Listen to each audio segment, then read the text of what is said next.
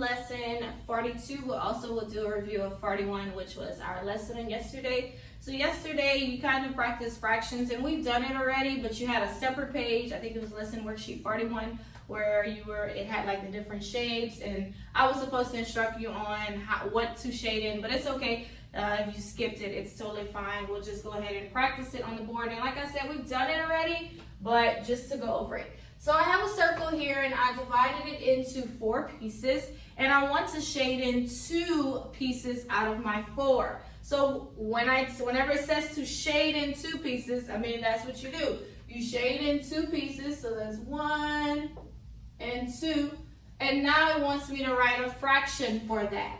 And so the fraction would be, the top number would be how many pieces I have shaded in, out of, that's what this line means, out of how many pieces I have total. Again, when you're writing your fraction out of what's shaded, your top number is how many pieces are shaded out of how many pieces you have total. So how many pieces are shaded in, I colored in, 2, out of how many pieces do we have total? 4. So this would read 2/4.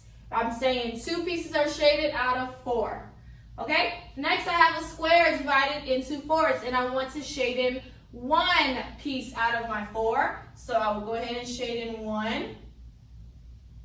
Now I write the fraction. Same thing. The top number is how many you have shaded out of how many total. That's the number that goes at the bottom. So how many do I have shaded in? 1 out of how many do I have total? 4. So this reads 1/4. 1 piece is shaded out of 4 pieces total. Next I have a triangle divided into halves, and I want to shade in 1 piece. 1 piece. Okay? Again, top number is how many you shaded, bottom number is out of how many pieces total. So how many do I have shaded? 1 out of how many total? 2. So this reads as 1/2.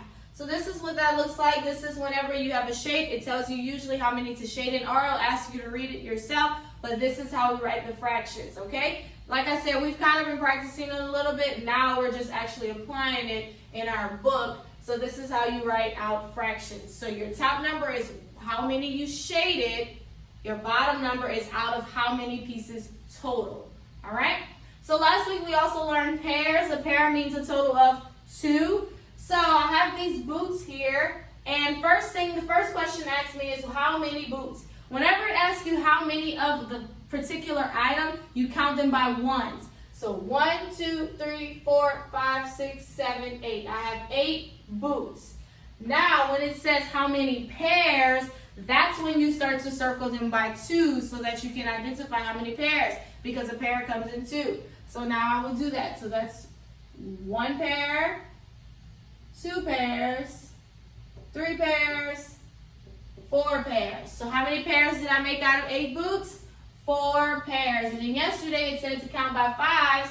How many toes? Because we have 5 toes on each foot. So that would have been 5, 10, 15, 20, 25, 30, 35, 40. So 40 toes because you have 5 on each, All right, so counting by 5s pattern. 35, 40, 45, 50, 55, 60, 65, 80, 90, 100. Pattern starts all over again. 110, 120, 130, 140. Yeah, kind of my text. Next, let's go ahead and we have it written out for us. Let's make them into some numbers. Well, this is dealing with money, the pennies, but this is just a number. So 6 dimes, 2 pennies. So 6 dimes, remember we count by 10s with the dimes, so that would be 60. Then I add those 2 pennies, count by 1, 61, 62. How much money? 62 cents.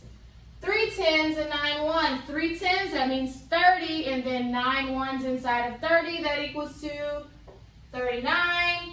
8 dimes and 1 penny. 8 dimes equals 80, and then plus that 1 is 81 cents.